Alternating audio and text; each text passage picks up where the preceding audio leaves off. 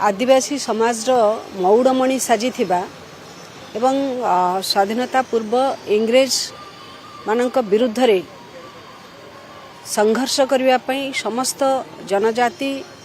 एवं उपांत अंचल लोकों को एकत्रित करी संघर्ष रे झांस देवाई जे उद्यम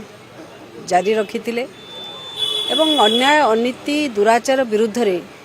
जे स्वर उत्तोलन करथिले प्रखर गांधीवादी विचार उपासक थिले एवं आदिवासी जनजातिंकर निजस्व भाषा रे सेमानंकु बुझेइबा किभଳି भाबरे देश रे अन्याय अत्याचार बढ़ी एवं स्वाधीनता प्राप्ति हेले हमर कोन स्वराज प्राप्ति हेले हमर कोन सुख सुविधा पाइबो ए कथा को बुझेइ पारिथिबा गांधीवादी विचार काटी पिंध कुटी खाओ ए कथा को जनजाति भाषा रे लोकंग भीतर प्रसार करिबा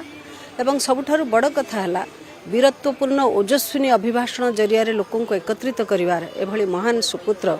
ए ओडिशा माटीर से थिले शहीद लक्ष्मण नायक 1936 मसीह सी प्रत्यक्ष आंदोलन रे झांस देथिले एवं परवर्ती समय रे अनेक अन्याय अनेक अत्याचार एवं शोषण तांक प्रति करा जायथिला जेल रे जेतेबेले तांको फांसी दंडादेश निर्देश है अंतेवासी समस्त जेल रे थिबा समस्त लोकों मन रे गोटे दुख थिला जे ये बहुत बड़ अन्याय हो जाइछि बोलिकरी किंतु सेतेबेले शहीद लक्ष्मण नायक हसी हसी देश मातृकार स्वाधीनता पाई निज जीवन को झांस देवा को पश्चातपद हो नथिले एवं से सेठी गोटे कथा कहिथिले जेतेबेले फांसी खुंट आड़ को बढ़ी बढ़ी जाउछंती सेतेबेले से गोटे कथा कहिथिले